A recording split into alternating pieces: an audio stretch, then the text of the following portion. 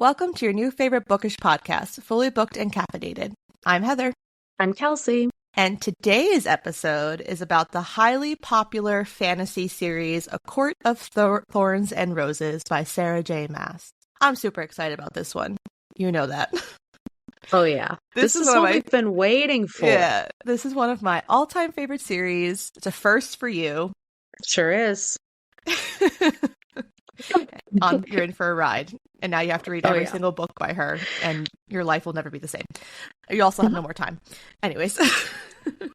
So before we get into the book, what are you drinking? I actually have a hot coffee today. I got a little Nespresso concoction. I'm on my last gingerbread pod, which is fitting because for us, it's the end of January. And then I have a little vanilla caramel coffee creamer. And lately, I've been putting cinnamon powder in my coffee. And I've done this, I just when I go to Wawa or something, but I've been doing it at home. And I'm like, it elevates a coffee. It just gives it that little specialty flavor, you know? Mm-hmm. I agree with that. So that's what I've got going on this morning. What are you drinking? I also have a hot coffee made at home. I have a hazelnut pod with actually some oat milk creamer that I wanted to try. That's actually really good. But then I found the International Delight cold foam creamer.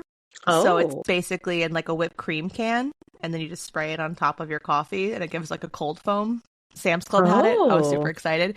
It's French vanilla. It kind of tastes weird by itself, but when it's with the coffee, it's a lot better. But it's really actually very good, and I highly recommend it. That sounds good. Because when you go to Dunkin', they spray their cold foam out of a whipped cream can. Oh yeah, and this is basically, whereas Starbucks, they put it in a blender and they do it fancy, but yeah, Dunkin', it's just coming out of whipped cream container. Yeah. And some of their coffees are not even worth it anymore unless you're throwing some cold foam on top of it. I agree with that 100%. So cold foam is delicious. All right, I'm gonna have to pick that up. Yeah, I got it at Sam's Club. But I've seen someone had posted about it on the interwebs, and I was like, oh, I have to find that. And then, of course, I forgot about it. And then I saw it in the Sam's Club flyer, and I was like, oh, I have to go get it. Wait, so is it a jumbo canister because you got it from Sam's Club? Yes, and there's 2 of them. Of course. Okay. Well, good thing you like it. I know, exactly. So cheers to hot coffee. Cheers. All right.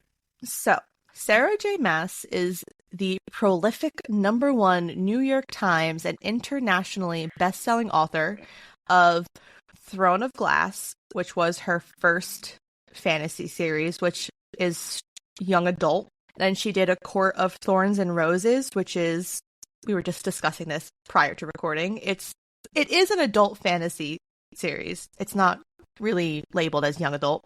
And then the Crescent City series, which I've only read the first book. I have the second. The third one comes out this last week of January, I think, actually. I think it comes out this week. And they're huge. They're the size of Bibles. Mm-hmm. But all these series have sold more than 38 million copies in English worldwide, and they're published in 38 languages. Holy shit. Mm-hmm. So she's one of the most successful authors of the modern era, generating a far-reaching and ever-growing fan base of readers, as well as a TikTok phenomenon, with the hashtag for A Court of Thorns and Roses series having several billion views. Oh my gosh. That's crazy. Yeah. Now, I know that A Court of Thorns and Roses is definitely her most popular. Mm-hmm. So the first one, well, it's YA, so it's different. But I'm guessing that one was not as popular. It's becoming more popular now, and it's actually, people like it more than ACOTAR. Oh, because, so basically people discovered this, and then they're like, oh, I have to go read her other stuff too. Yes. Okay. That makes sense. And that one has 7, 8 books. Okay. And again, they progressively get bigger and longer as you go through them. But yeah, that one, people really like Throne of Glass a lot. And then I haven't seen anything bad about Crescent City, but Crescent City just isn't quite as big yet. Okay. So, but they basically all take place in the same universe. They're not Okay. intertwined at all that I've seen so far. I can't, don't quote me on that because I've only read ACOTAR in the first Crescent City, but Hmm. I don't think that the characters really intertwine as much. There might be a couple times it might happen, but it is like in the same universe. Okay. Hmm. Okay. Yeah. And this series, ACOTAR, actually got picked up for an on-screen adaptation by Hulu. There's been no movement on it with choosing a cast and like producing it, but I was reading that she is currently like working on the script for it. Yeah, I'm like shocked that this isn't already a thing. Mm-hmm. Nervous that it's not a thing because I'm sure we'll get to it, but there's some scenes where I'm like, I don't know how this is going to translate to film or Yeah, it's gonna be screen, a lot. like it could be very cheesy, some of it. Oh yeah. So, but I'm also glad that they're not rushing into it. I'm glad that they're like kind of taking their time to. Yeah, because it potentially is like the next Game of Thrones. I think that's probably going to be the vibe. Yeah. And it'll be interesting to see how Hulu does it. I mean, HBO does their series phenomenally. So Oh, yeah. if HBO picked this up, it would be real good. But Hmm. Hulu has it. But Hulu's put out a lot of good stuff. They So have, but it's definitely hit or miss. yeah. Hmm. Yeah. Interesting. Okay. And when I was looking up the some stuff on the novel, I actually had never known this, but I saw that this little thing that this novel is a retelling of the ballad called Tam Lin, which belonged to a group of songs in the long tradition of baldry collected from the Anglo-Scottish called the Border Ballads. So What now? I gotta look more into that. But I was like, I oh, saw that it was a modern day Beauty and the Beast. also that it pulls inspiration Okay. from Beauty and the Beast, which was funny because as I was rereading this, I was like, this is this definitely has like Beauty and the Beast vibes. That's exactly when I read the back of the book. I was like, this Yeah, is Beauty and the Beast. yeah. So, and then obviously fairy lore is in there as well. But I had no idea that there was anything that was like based off of. So I'm No, gonna me have to either. That's interesting. look into that a little bit. I also didn't know that I know nothing about fairy lore or the Fae universe or any of that. It's a lot. That's It's a a lot lot. to It's a follow. lot. And fantasy novels are flying off the shelves these days. There's Hmm. so many fantasy novels coming out, so many that are becoming popular. A lot of them, a lot of the ones with dragons right now are super popular. Hmm. So there's a lot out there. Too much Yeah, to read, too little time. exactly. Yep, Exactly. Okay. exactly. So, as always, I will read my description from Goodreads because what else would I do? So, Hmm. when 19-year-old Huntress Feyre kills a wolf in the woods, a terrifying creature arrives to demand retribution. Dragged to a treacherous magical land she knows only about from legends, Feyre discovers that her captor is not truly a beast, but one of the lethal, immortal fairies who once ruled her world. At least he's not a beast all the time. As she adapts to her new home, her feelings for the fairy, Tamlin, transform from icy hostility into a fiery passion that burns through every lie she's been told about the beautiful, dangerous world of the Fae. But something is not right in the fairylands. An ancient, wicked shadow is growing, and Feyre must find a way to stop it, or doom Tamlin and his world forever. From best-selling author Sarah J. Maas comes a seductive, breathtaking book that blends romance, adventure, and fairy lore into an unforgettable read. I mean, yeah, yeah, Mm-hmm. Yep. that's what we're in for. So we are breaking this book up into 2 episodes because it's a lot. Hmm. It doesn't seem a lot when you first read it, and then you hit a certain point and you're like, oh no, this is a lot. And Yeah. if we did 1 episode, it would be 2 hours. And I don't want to subject people to that. Yes. And also, if we did try and cram it, we would miss a lot of opportunities to We discuss. absolutely So would. we got to space it out. We got to give it the attention that it deserves. Exactly. So the book begins with Feyre hunting in the woods. And again, we said we tend to love these female protagonist characters that are young and surviving on their own with nobody taking Mm-hmm. care of them, which is a pretty common, I think, trope in a lot of books like this as well. Mm-hmm. It's always a girl, and she's always a badass, which I can appreciate and love. Absolutely. So she's in the woods hunting, and she's trying to find food for her family that's in a pretty bad case of poverty.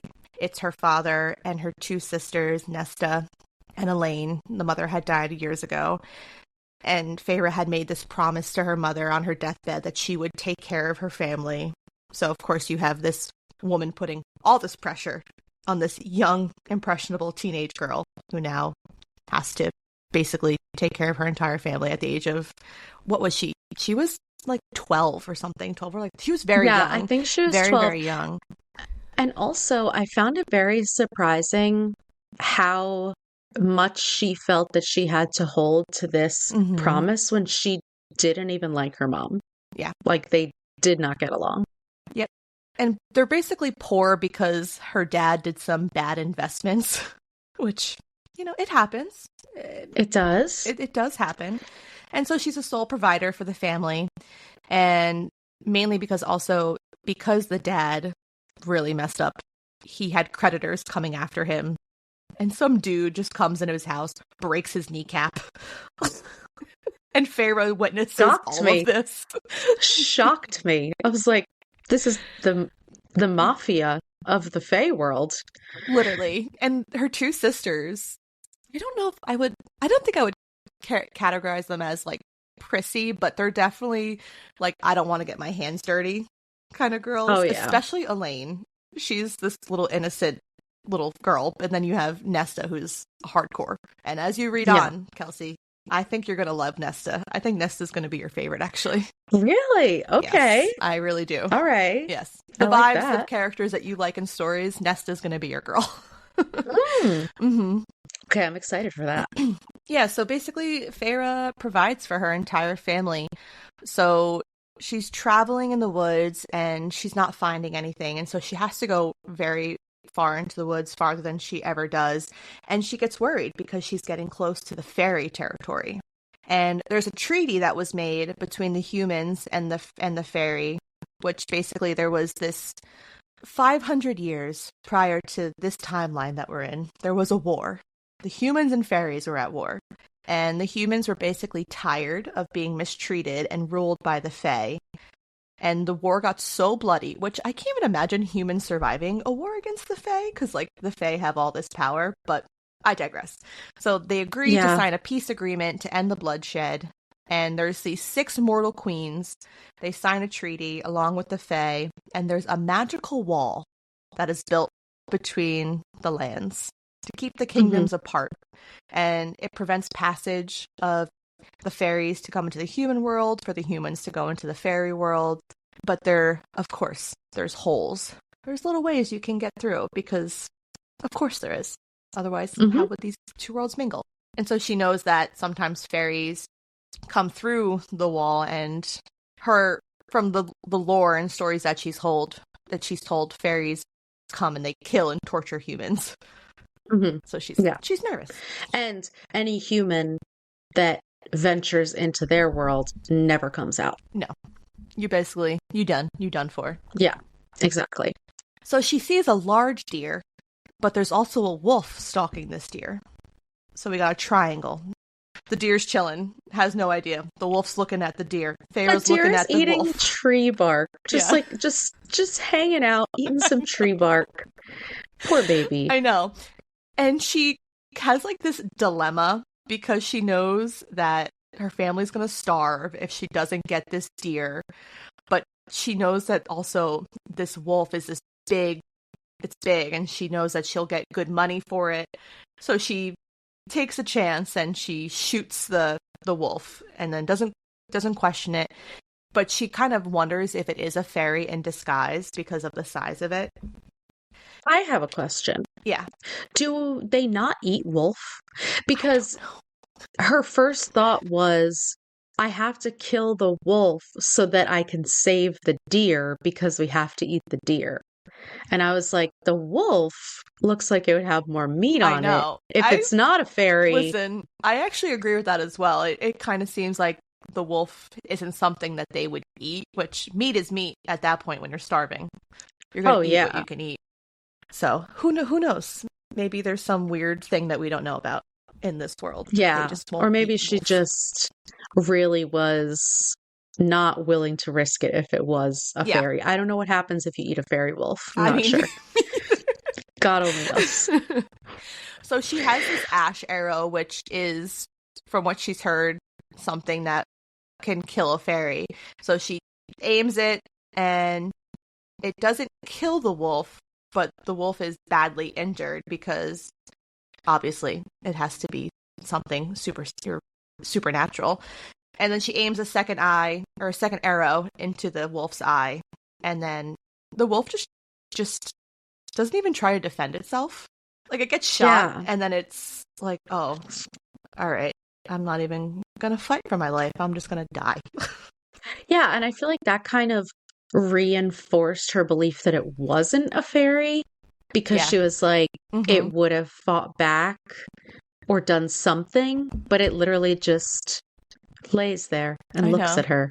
Yeah, and then she shoots it again, and it's depressing, and then it gets kind of vile on the point where she like skins it and just takes the pelt, Mm-hmm. and then obviously Yeah. she got the deer too. It seems right. Yeah, she like kills the deer as Yeah. well. So and then also I'm trying to imagine this 19-year-old girl that is coming from a house of poverty. So she's skin and bones. Mm-hmm. She's not only carrying this wolf pelt, which I'm sure is heavy, but Mm-hmm. also a dead deer. And I'm just On her trying shoulders. to envision. And it's the dead of winter. Uh-huh. She's like, oh, I had to brush the icicles off of my eyelashes. Yeah. Like, so she's trudging through the snow for miles and miles with a deer on her shoulders. Yeah. Although the pelt was probably keeping her warm, but I imagine there was Probably. a lot of blood, I a can't. lot of ickiness.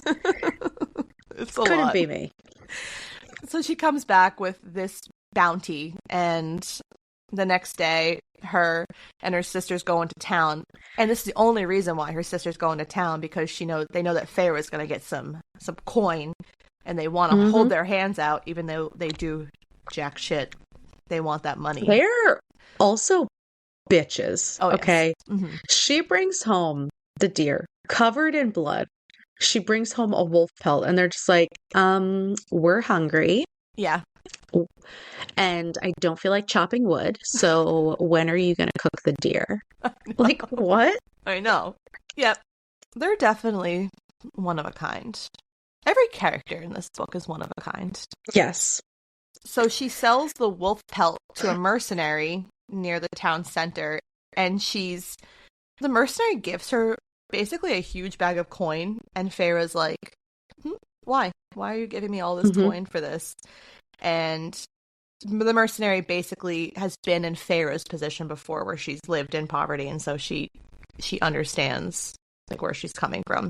And I believe they talk about fairies as well, right? Wasn't the mercenary do. like injured by a fairy or something along those lines? Yeah, because she shows her leg, Yeah. and she has like some type of scarring on her leg. So the next day, a large beast just breaks into the house. I was getting like Hagrid breaking down the door Ooh. on like, to tell Harry that he's a wizard. Uh-huh. I was getting those vibes, and then I was like, oh no, it's not a friendly giant. Oh, no, at it's all. not. No, it's not.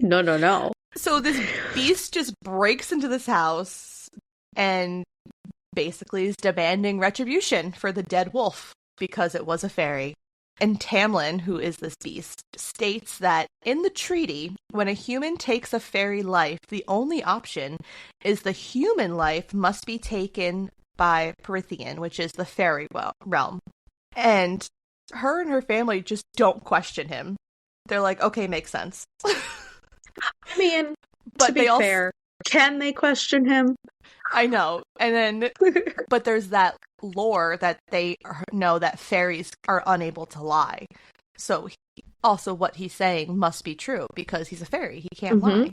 hmm Which kind of made the whole war and like it made the idea that the humans could have any chance against the fairies a little more believable Mm-hmm.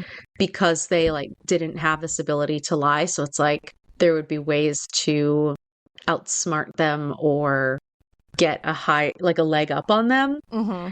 But it's just a very intense thing to believe that Oh, they're yeah. unable to lie. Exactly. Tamlin tells Feyre that she has two choices. She can either die by his hand right then and there, or she can forsake the human realm and live out the rest of her days in Perithian. So of course she's doesn't want to die. So she's like, "All right, I guess this is, Beauty and the Beast. You're going to take me to your castle and lock me away for the rest of my hmm life." But she also hmm has this idea in the back of her mind consistently throughout the novel for a good part of it that she's going to escape and she's going to get back to her Yeah. family Like because she's like, she oh, obviously I'm choosing this because you're not going to keep me forever. yes, and because again, and it's reiterated multiple times, she made this promise to her mother and she hmm has to go back and take care of her family. So there's this weird thing where when they're traveling, it's like a 2-day travel, and Tamlin just knocks her out for 2 days. Just makes her fall asleep for 2 days. So that she doesn't Wait, but I see. love it Yeah. be- because the way she says it is like she's asking him a bunch of questions Yeah. and he's ignoring her. And then he puts her to sleep. So it's like, even though the reason he's doing it is so she doesn't know the way, Exactly. it's it makes it seem like it's because she was like annoying him with all her questions. And I I'm like, know. okay, I already kind of like Tamlin. I know. Yeah. It was funny. And then surprisingly, once they get to his land, she's told by him that she can basically do what she wants. She's not actually a prisoner. She can just chill, do whatever she wants on the grounds. He just, In this mansion, not even a mansion, I she's like, know. this is bigger than what a human mansion can even like Uh-huh, comprehend. exactly. And they say like you just can't go to other courts because hmm there's in the Prithian there's 7 different fairy courts, and so this one that they entered is the Spring Court. And he's like, I can't protect you if you go to any other court, so you kind of hmm just gotta chill here.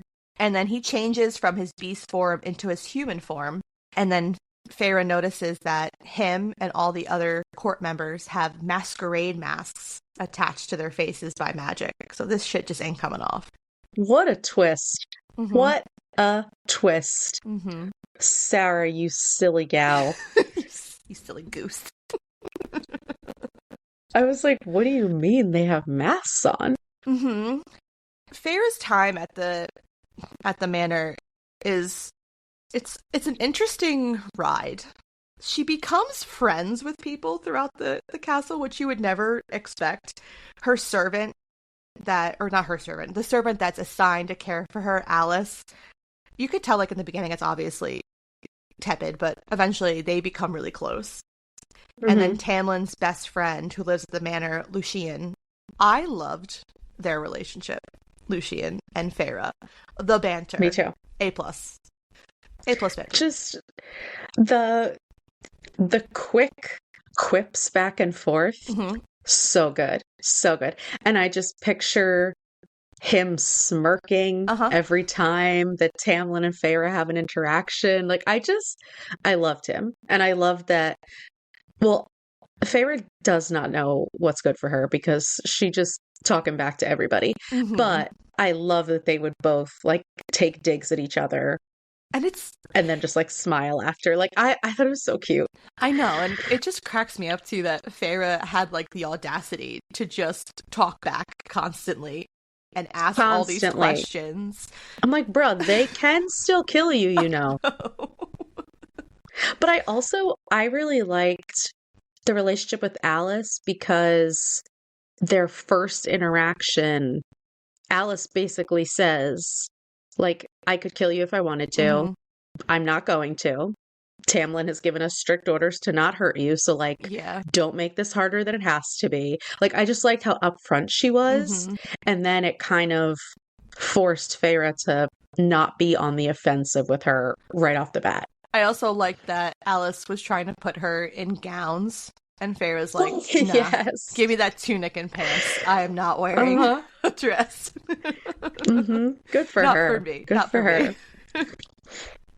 So Feyre And she's like learns. braiding her Okay. hair every Oh my morning. God. I was like, that's my dream. She comes from this land where she doesn't know where her next meal is. She doesn't know, can't really take care of herself.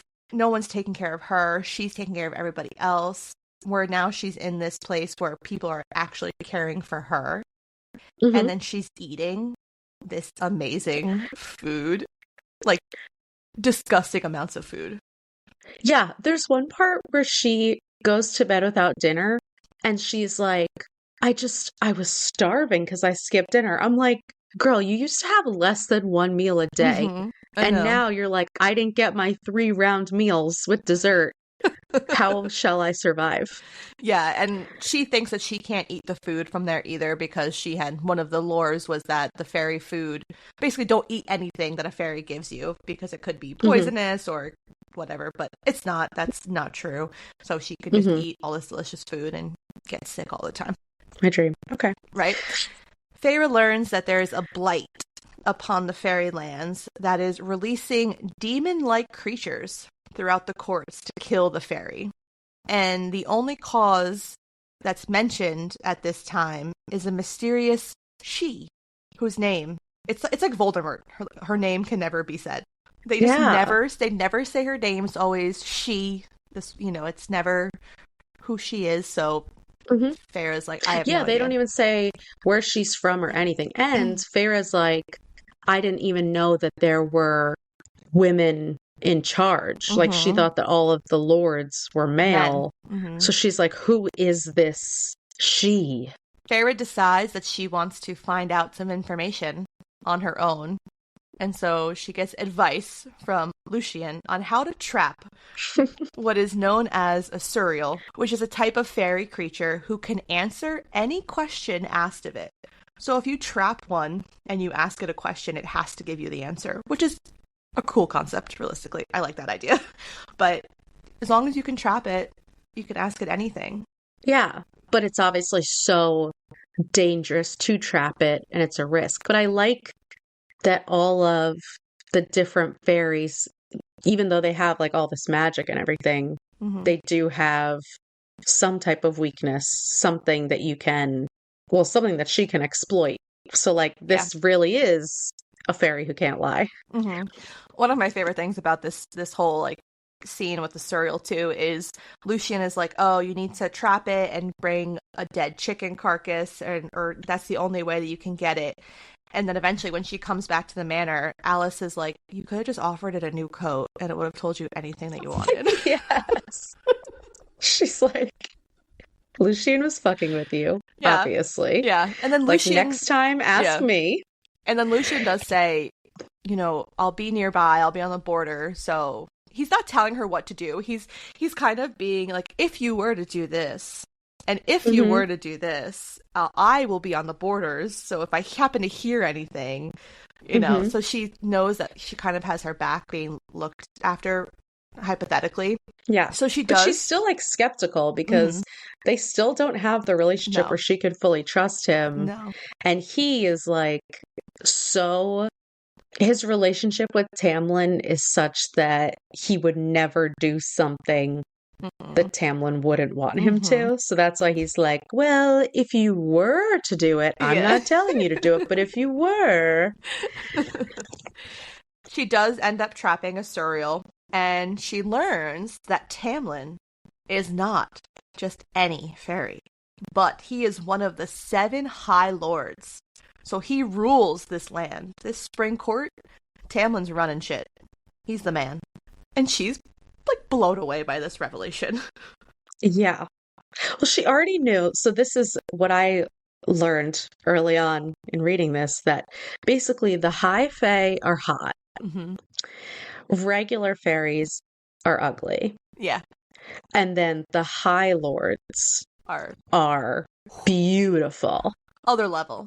Nothing can touch So, them. yes, so there is a ranking of the There fairies is. in terms of physical appearance, for sure. So she already knew that Absolutely. he was high fae because she's like, this dude is hot as fuck.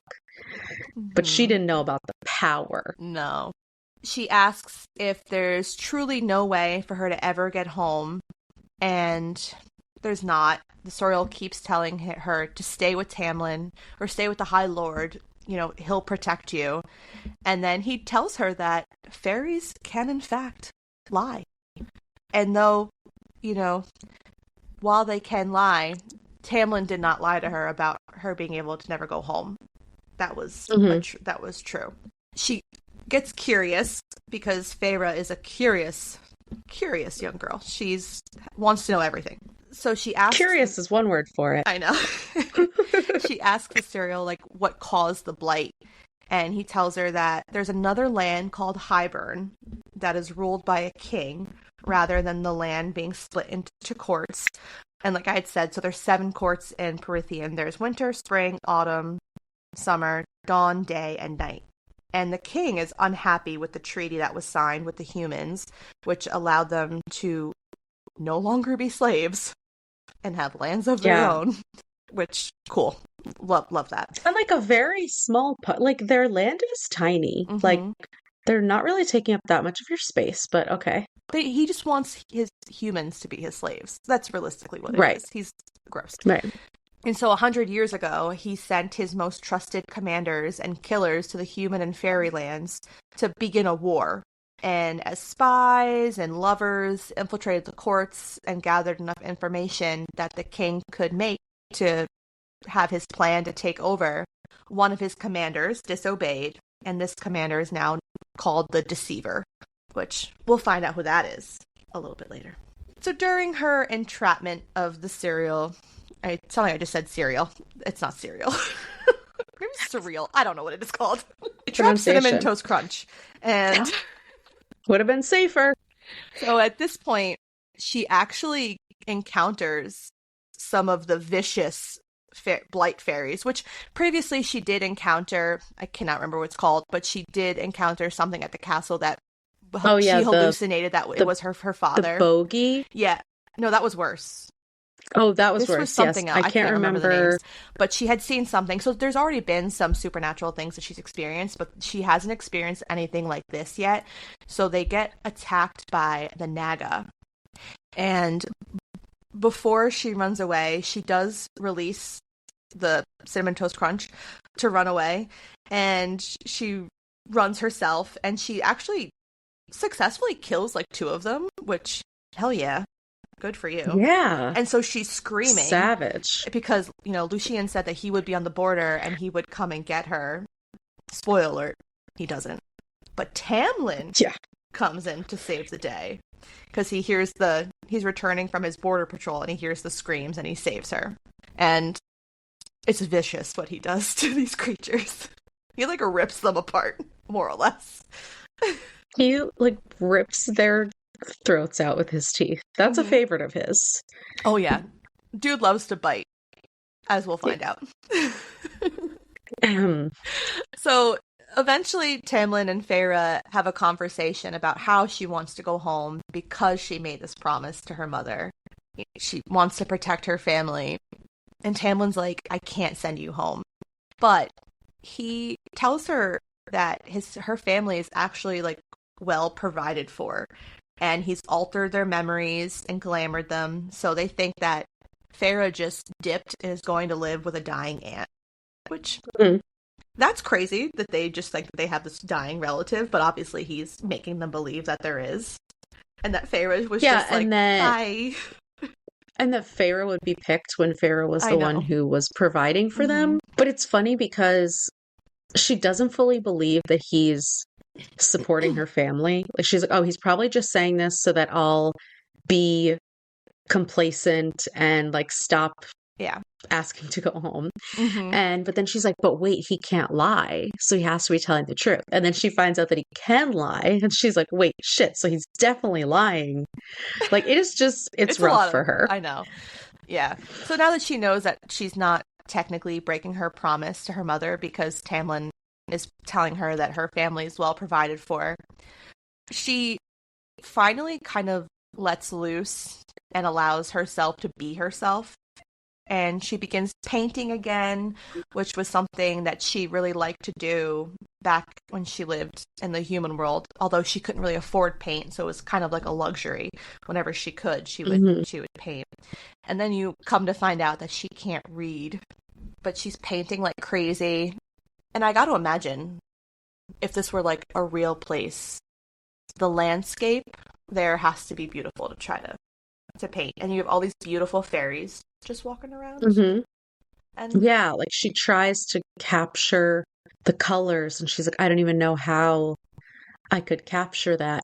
But also the girl paints a lot. mhm, She paints everything. she does. Like every event that has ever taken place in her life, she's painting it. I mean, I guess she has nothing else to do, so what else is she gonna do all day? At one point, Tamlin comes into the manor with this dying fairy that their wings had been ripped off, which is graphic. It's Sounds basically, horrible. I'm assuming, like losing a limb. hmm And again, it was said like she did it, like it was because of this. And there's no way that this fairy is going to survive. He can't. Although Tamlin has magic, and he, because of this blight, he has very little magic. He doesn't have his full powers, and he can't stop the bleeding. And so the fairy just knows that it's going to die. And Lucien has a hard time dealing with this. He leaves the room. He can't hmm handle it. But Feyre like stays and holds the fairy down, like holds their hand, and Tamlin does this little prayer before the fairy dies. And I thought that was a really cool moment in the book because it shows that, Feyre grew up thinking that fairies were these horrible creatures and that they were terrible to humans. And now she's obviously being forced to live with them, but she still has a heart and she still has humanity to the point where this is still a living creature that's dying and she can hmm still care about what's happening to it. Yeah. And she is so familiar with death that she sees that like in death we're all the same. So like even Mm-hmm. though her feelings still haven't really changed that much about the fairies, she all she sees is like, well, if it was me, I wouldn't want to die alone. And this creature shouldn't have to die alone, Yeah. which is like really Yeah, powerful it and is. also horrific and sad. Yeah, that was definitely one of the harder things in the book. One night appears, and Tamlin tells Feyre, "You gotta stay in your room. You can't come out. You can't leave the manor. There's a fairy ritual called the Great Rite from Calamai. You have to stay in your room for reasons unknown. I can't tell you why. You just gotta chill." You And have if, to miss this fun ass party. and Feyre being Feyre is like, fuck that. And of course she just disobeys because she wants to see what the hubbub is all about. They've been setting up for this thing all day. She doesn't want to miss out on the fun, you know? Yeah. I mean, to absolutely no one's surprise, Feyre disobeys. I know, exactly. And she puts a cloak on to hide that she's human, which obviously if you're a fairy, I'm sure you have power to sniff out if something is not a fairy. But Yes. she's Oh, like, yeah. it's fine. This is like my invisible cloak from Harry Potter, but it doesn't really work. So Yes. she's cornered by three fairies who basically plan on violating her in bad ways. hmm And she can't escape. But then she's rescued by another fairy that is described as the most beautiful creature she's ever seen. But she senses that he's probably still bad news and that probably wants something from him, or that he wants something from her. So she hmm quickly runs away. And Lucien spots her and is like, "Girl, we fucking told you. You need to get back to the manor right now. Like, He is right this second." frantic. So he's like sweating. There's Yeah. like Yes. sweat, because he rushes her back to the manor, and he explains. He's like, "Listen, like the Great Rite, it's the beginning of spring in Perithian hmm and the human world, And tonight, being that Tamlin is the High Lord of Springcourt, he has to undergo this ritual that will regenerate his magic so that he can keep his power. And this magic is going to consume him. And his sole purpose will be to find the maiden and couple up with her to complete the ritual. So he has to kill this white stag and sacrifice it as an offering, and then go to the sacred cave where there's this line of women just waiting. And no one knows who's going to get chosen. So all these women are hoping that they're going to be the lucky one, that they're going to get the rose from Tamlin. And Tamlin's the going to Bachelorette, be, for sure. He's going to pick her, and basically they fuck. That's basically what's going to happen. And then all of a sudden, but like intensely. Oh like, no. They make it sound like this fucking is enough to regenerate the lands. You know what I'm saying? Because basically once Tamlin chooses his girl, anyone else it becomes like basically an orgy outside, I'm assuming. And everyone just picks somebody, and all that also helps regenerate the magic. So the magic is regenerated through sexual intercourse. Yes. Which, I mean, fun. I don't see anything wrong with it. I think it's great. That's great. But I mean, the sacrifice of the stag and stuff, I don't know if that's all necessary, but I get it. It's fine. So like Lucian says, you're lucky I found you, because Tamlin would have smelled you and chosen you. Because even though he doesn't say it, it's obviously felt in the book that Tamlin has feelings for Feyre and like wants her. So he's like, he would have chosen you and taken you into your cave, and it wouldn't be the Tamlin you know. It's not a night for lovemaking, he says. I fucking love Lucian. I know. He's so funny. He just tells her straight up, like, girl, you think you want this? You don't want this smoke. Like, you don't. You think you can handle it? You can't handle it. Yeah, and he's like, so just go in your room so that I can go and fuck somebody, because I gotta get in line. You know, you're ruining my fun now. He's like, I'm not supposed to be your babysitter.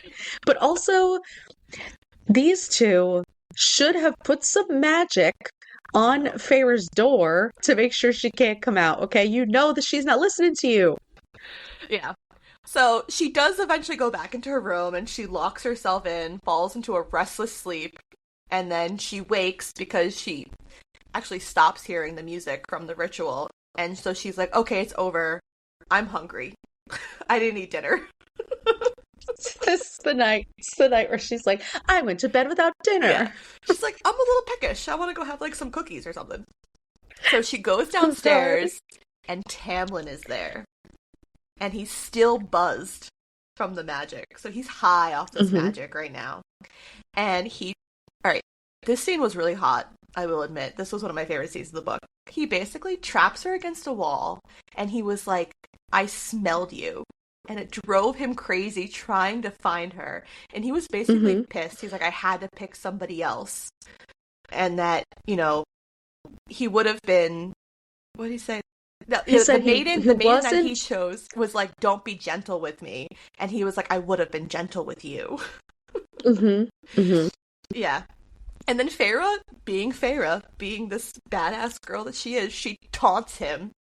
And, you know, she is hurt that he chose, because again, same thing, Feyre obviously has feelings for Tamlin, but they're dancing around their feelings, that even though he did choose another, why would she want to be someone's leftovers? Tamlin goes beast mode. He goes beast mode, and he just bites her neck. Just bites her in the neck.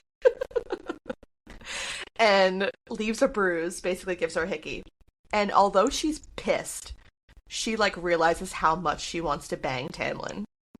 And Tamlin's like, oh, she's struggling right now. And Tamlin also knows how much he wants to bang Feyre.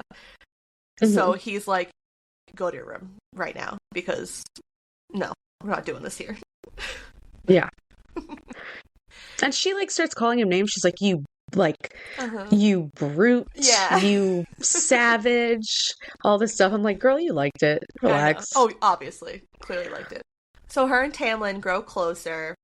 And there's this really cool scene where they're in like a field, and he gives his magic to give her fairy sight. so that she can see and feel things that he does. And that was Mm-hmm. a really cool thing, because then she realizes how amplified their senses are and how they Yeah. see things, and how, like, because he was saying he could hear the willow tree singing, and she's like, I can't hear that. And then once he gives her the fairy sight, she can hear how beautiful this tree sounds. And she basically, the fairy sight doesn't really dissipate. She has it for a while. And then she realizes that she's been glamored Yeah, because, this was crazy. yeah, because then when she gets to they go back to the manor, she's like, who are all these people on the grounds, like, doing all this work? And he's like, oh, those are the fairy workers. Like, you just can't see them because we didn't want you to. And then when she sees Alice, this person comes into her room and has like tree bark skin. And Feyre's like, where's Alice? It's like, where's Alice? And he's like, girl, what are you talking about? You're like, well, where's Alice? And she's like, I am Alice. Yeah, she's like, what the fuck are you talking about? And so I am Alice Alice. is like this fairy that has tree bark skin, Mm-hmm. which is cool. Mm-hmm. So then she rediscovers that all these fairies, they don't all look like normal fairies. Yeah. And that there was like hundreds of them Mm-hmm. around her at all times. And Yeah. she just had no idea because she Mm-hmm. couldn't see them. So she's like learning more, and she's becoming more acclimated to what this world is. And I definitely feel like she's getting comfortable there. She doesn't really think, there's like a few times in the book where she realizes how much time has passed, and she's like, oh, I haven't like thought of my family in a long time. Yeah. You know. Especially once she starts painting and stuff. Mm-hmm. It's like, because she's able to express herself, she's not as worried Yeah, all the time. I agree. So in the summer, there's a party thrown, and Feyre can go to this party. This party's chill. She can go and hang out. She doesn't have to hide in her room for this one. But then she drinks the fairy Kool-Aid and loses her inhibitions. She is just otherworldly now. She's basically drunk after also Lucien is like, please don't drink this because you cannot handle it. He's like, can't. do not do it. And she's like, what now? And he's like, do not do it. And she's like, and she like pulls it away from him and then chugs it, and then gets another one and chugs that one. And Lucien's like, your deathbed. I don't. Go ahead. Like, I feel so bad for Lucien. Okay, I could just like feel the gray hairs he's trying growing on his beautiful head. He's trying so hard. And Feyre's making it so difficult for him. Yeah, he's like, did you pick the most stubborn human ever to come and live with us? Because Jesus Christ, I have other stuff to worry about. I know. And so Feyre's super drunk, basically, is the equivalent of it. And she's just dancing, and she sees Tamlin playing like a fiddle. And it's like the most beautiful thing she's ever seen in her life. And he's just, staring at her while playing a fiddle, which I would feel uncomfortable, but she loves it. And I did not see the fiddle part coming. I didn't see Tamlin playing a fiddle. That was not on my bingo card. I don't know. For some reason, and this is nothing against people who play fiddles, okay? But for some reason, it made him less attractive to me. But it's because I pictured him like sitting on an upturned bucket, playing a fiddle, and she's just dancing in front of him. Yeah. And I was like, oh, this is kind of like voyeuristic and weird. And he's just strumming along. Had a random flashback to also like Titanic when they're in like the basement dancing and Jack is like sitting on like a bucket, I think realistically, like playing like whatever he's playing, and Kate Winslet's like dancing around him. Let's picture tapping his toes along with it. Lost it. I was like, you could have had this whole scene without him playing the fiddle. Oh, I digress. After the fiddle and dancing, Tamlin and Feyre reveal their feelings to each other, and they kiss. So they have their first kiss, and so now they're basically in love. Everything's grand. So you think that at this immediately, point, yeah. So there is one point where, prior to all this, there was something that appeared like out of nowhere at the court, and instantly Lucien and Tamlin hide her from this creature. So they glamored it so she couldn't see what it was, but she hears like this creepy ass voice basically, and she gets like a chill. And so this character comes into play when we discuss your part of the book, the Ator, this creepy ass thing that you don't know what it is, but she like feels like this chill, and she knows that this is one of the bad things, but you kind of get the sense that he's partnered up with the bad person of the book. Yeah, and she can't see it, and that makes it even worse. Like, she's like, if it sounds this bad, it makes me feel this bad, it's got to be the scariest looking thing. Yeah, exactly. And then another thing happens where the next day after the summer party, where everything's great, everything's grand, everything's going exactly to plan, Tamlin just yells at Feyre. He's like, hide right now. Like, you have to hide right this second. And so she's behind Lucien. Lucien glamours them to the point where Feyre is kind of like a part of him. And so she like is like, okay. And then the disturbance is Rhysand, who is the High Lord of the Night Court. And when he enters the room, she's like, oh, that's the dude that saved me the night of the Great Rite. And listen, Rhys is the funniest asshole. He just he does not care about anything. He says whatever he feels, and he gets under Tamlin's skin hardcore. So Rhysand is basically the right-hand man, so to speak, to who her name is finally discovered, Amarantha, who is basically the High Lady, the queen that everyone's scared of, and Rhysand is her right-hand man. And so he comes to the Spring Court for Tamlin because Tamlin had X amount of time to make a decision about something that is not discovered at this point. And so Rhysand's like, did you make up your mind? Are you, good to go? And then eventually he finds out that they're glamoring Feyre, and the dude gets pissed. He was like, how dare you defy me and hide her from me? And then Rhysand's power is a really crazy one. He can basically get into your mind and just kill you instantaneously. Like, it's like squeeze your brain into squishies. And he could like read your thoughts and your feelings, and put thoughts in your brain. Yeah, and he's like, oh, Tamlin, she wants to fuck you. Like, she's really into you. Oh, this is so uncomfortable. I was like, I would be mortified. Yeah. And so he's obviously very mad, and he's like threatening to tell Amarantha that Tamlin has this human girl in his court. And I was having these thoughts about him. Yeah. Just like, obviously there's something going on with this human if I'm reading her thoughts, and her thoughts are about getting down to business with you. Yeah. And so Rhysand asks for Feyre's name, and she's like, oh, my name's Claire Bedor, which is like a girl she knows from home, because she doesn't want to give her real name, which I thought was smart of her in that moment to be like, that's not my name. Oh, absolutely. And so Rhysand's like, well, I won't tell Amarantha about Claire if Tamlin and Lucien get on their hands and knees and grovel to me.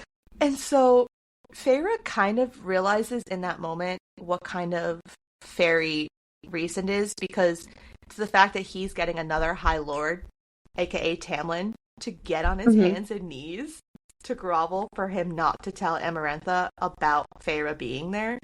She's kind of blown away by it. Like, yeah, they're both these powerful men, but what makes him more powerful? And so she knows that whatever is happening right now is not good. It is not good news. And like, why is her presence causing that much of an uproar that Tamlin would literally get on his hands and knees before, like you said, someone who's supposed to be equal to him? Yeah. So after Rhysand leaves, Tamlin's like, I gotta send you home. And Feyre's like, but the treaty. And also, why? I love you. Well, she doesn't say I love you, but she feels it in her heart. He's like, but why? The treaty. And I still want to fuck you. We haven't done that yet. I know. And Tamlin's basically he's like, I need to protect you, so I need to send you home. So Feyre knows that whatever's happening or what's going to happen in the land, it's not good. And especially if Tamlin is willing to take on her punishment if they ever find out about her going back home. But Yeah, we're before they really do, still riding this treaty thing. but before they do, of course, the mating happens. Of course. Don't call it the mating. That's what it was. I mean, it's he has claws. Isn't that like? And don't. Claws. That was my favorite part when you texted me, Okay. and it was like, I'm trying real hard to get into the steaminess of this book, but the claws. Just proceed. Just talk about it. I'm fine. I'm fine. You But yeah, go they have ahead. some pretty hardcore fun in that bedroom. And Tamlin is a beast, Uh right? huh. Uh huh. When they said Uh huh. Go ahead. that he feasted Uh on her, huh. bruh. Okay. I was ready for the spice, okay? Like you said, the bite in the hallway was hot. Uh huh. The kisses in the fields, I was like, this is boring me. Yeah. And I'm like, okay, here comes the spice. Great. And then they mention the claws and how he ripped her underpants off with his claws and how he had his claws resting on her hips. And I'm like, I know that he can put the claws away. Yes. So can you put the claws away for a little while?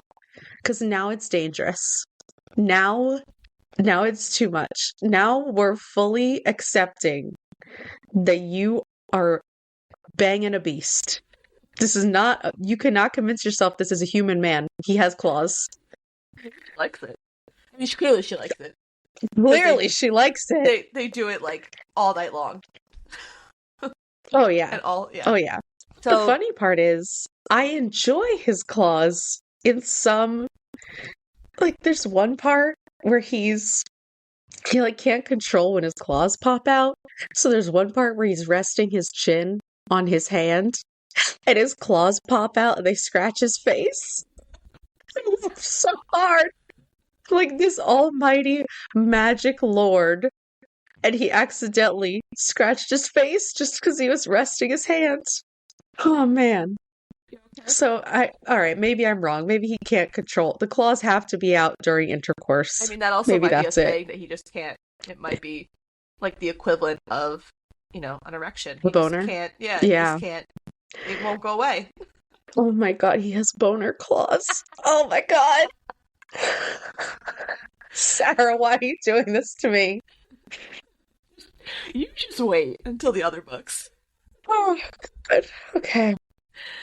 So Okay. I'm the fine. next day, he puts Feyre on the carriage home, and he tells her that he loves her. And Feyre doesn't say it because she's afraid to. And if she does, she's like, I won't be able to leave if I tell him I love him because I'm never going to want to leave him. So she leaves. And she's really sad about it. And that's where we end. We're going to end with the boner clause. We're going to leave you in the suspense. At least we didn't leave you in the suspense of that. But we're going to leave you with boner clause. We're leaving you to think about the concept of boner claws. Is it truly not up to him when these claws are popping out? Is it an arousal thing? We're not sure. But I mean, Feyre, he said he loves you. And she says it in her head, but she doesn't say it Yeah. to him. Which is, you wonder why too. But it was, you know that you're in for a wild ride after this. And we are in for a wild ride. It's really going to pick up. It's going to pick up in part 2 a lot. So be sure to check back in 2 weeks for part 2 of Avatar. And if you like what you heard, please make sure to follow, subscribe, and rate and review the podcast on whatever platform. If you have any book recommendations or questions for us, also wondering why there's boner claws, you can email us at fullybookedcatpod@gmail.com. Also, be sure to follow us on TikTok and Instagram at fullybookedcatpod to see our upcoming reads. Kelsey's dying, and this is the funniest thing I've ever seen in my entire life. I'm having a hard time. Thank you for checking us out, and remember, If you need us, I'm thinking about the claws. Bye. bye.